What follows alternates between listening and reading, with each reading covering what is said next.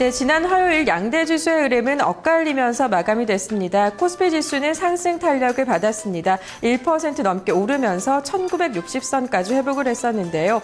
외국인과 기관이 동반 매수한 것이 특징적이었습니다. 그리고 앞서 마감했던 뉴욕과 유럽 증시의 호재에 이어서 우리 증시에도 반응을 하는 모습이었는데요. 1963선에 마감이 됐었고요.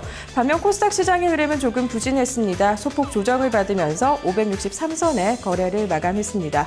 그럼 먼저 유가증권 시장에서의 수급 흐름부터 체크해 보도록 하겠습니다. 이날 외국인과 기관 동반 매수하면서 지수 상승폭을 늘렸습니다. 외국인이 314억 원, 기관이 4,034억 원 매수했고요. 개인이 3,500억가량 매도하는 흐름이었습니다. 이어서 코스닥 시장의 수급 동향도 확인해 보도록 하겠습니다. 이와는 반대로 외국인과 기관이 동반 매도하면서 지수가 낙폭을 늘렸었는데요. 외국인이 67억 원, 기관이 671억 원 매도했고요. 개인만이 매수하는 흐름이었습니다. 이어서 선물 시장까지 살펴보도록 하겠습니다. 선물 6월물입니다. 상승하면서 257선에 마감을 하는 모습이었는데요. 외국인이 7,650계약 매수했고요. 개인과 기관은 반면에 매도하는 흐름이었습니다. 네, 이렇게 지난 화요일 장이 마감된 가운데 외국인과 기관은 어떤 종목 중심적으로 매매했었는지 순매수 그리고 순매도 상위 종목 확인해 보도록 하겠습니다. 네, 먼저 외국인의 순매수 상위 종목입니다. 1위는 삼성전자가 차지했습니다. 3위는 SK하이닉스, 4위에는 LG유플러스, 그리고 5위에는 기아차가 이름을 올렸습니다. 이 삼성전자 같은 경우는 외국인과 기관이 동반 매수하면서 주가는 2.6%대 오름폭 늘리면서 마감이 됐습니다. 150만 원 선을 회복하는 모습이었는데요. 외국인이 매도에서 매수로 전환한 것이 특징적이었습니다. 또 이 스마트폰 시장에서의 2분기에 이 삼성전자의 점유율이 40%를 넘을 것이다라는 호재도 들어와 있었습니다. 이어서 SK하이닉스도 좀 살펴보겠습니다. 역시 외국인과 기관 동반 매수하면서 주가 1%대 오름폭을 늘렸는데요. 이 디램 가격이 여전히 견조하고요. 2분기에도 이 수요가 늘어날 것이다라는 전망이 호재로 작용을 했습니다. LG유플러스 잠시 후 특징적으로 좀 살펴보겠고요. 기아차까지 좀 보겠습니다. 외국인과 기관 역시 동반 매수하면서 주가 1%대 뛰어 올랐었는데요. 이 한국과 터키의 자유무역 협정 체결 소식에 자동차주가 동반 강세를 보이는 모습이었습니다. 이어서 기관의 순매수 상위 종목도 확인해 보도록 하겠습니다. 기관은 삼성전자를 가장 많이 샀습니다. 3위는 세아제강, 그리고 4위는 NHN, 5위에는 이마트가 이름을 올렸는데요. 이 NHN 같은 경우는 기관 쪽에서 6거래일째 매수세 이어가면서 주가 오름폭 늘리고 있습니다. 모바일 메신저 라인의 성장 기대감에 3%대 이날도 오름폭 늘리면서 마감이 됐습니다. 이어서 외국인과 기관의 순매도 상위 종목도 확인해 보도록 하겠습니다. 네, 먼저 외국인이 많이 팔았던 종목부터 보겠습니다. 1위는 하나금융지주, 2위에는 이마트, 3위에는 NHN, 4위는 KT, 그리고 5위에는 신한지주가 이름을 올렸습니다.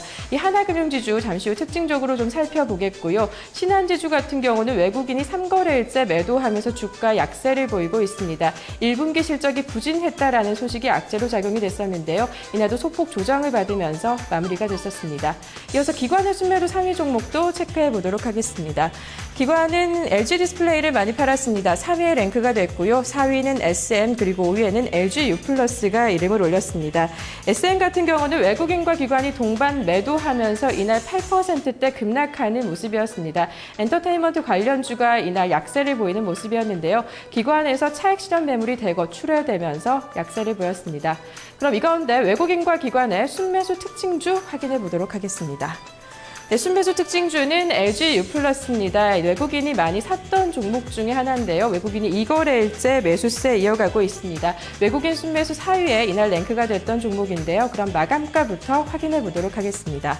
네, LG유플러스의 지난 화요일 마감가입니다. 5.8%대 급등을 했습니다. 1,400원 선에 마감하는 모습이었는데요. 이 장중 한때는 최고가를 다시 쓰기도 했습니다. 11,150원까지 오름폭을 늘리는 모습이었는데요.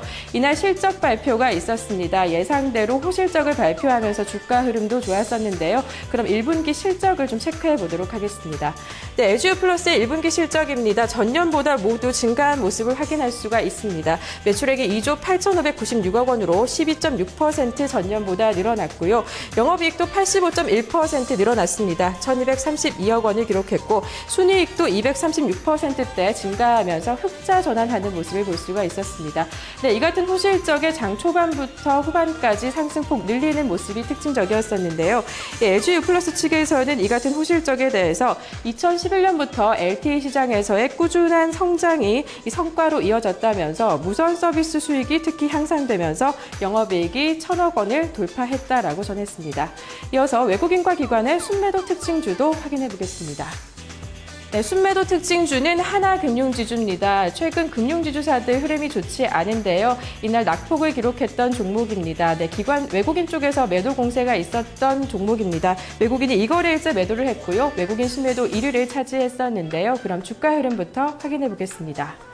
네, 하나금융지주의 이날 마감가 확인하겠습니다. 3.1%대 떨어졌습니다. 35,200원 선에서 거래를 마감하는 모습을 볼 수가 있었는데요.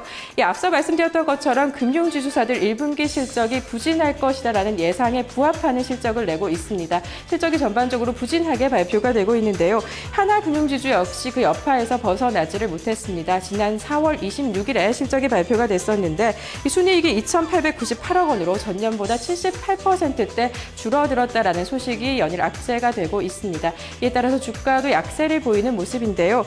이 증권가에서는 은행주, 이 금융지주사들에 대해서 1분기 실적이 부진했고 2분기까지도 회복이 좀 불가능할 것이다라는 전망 내놓으면서 3분기부터는 순이자 마진이 개선이 돼서 이익이 개선될 것이다라는 전망을 내놓고 있습니다.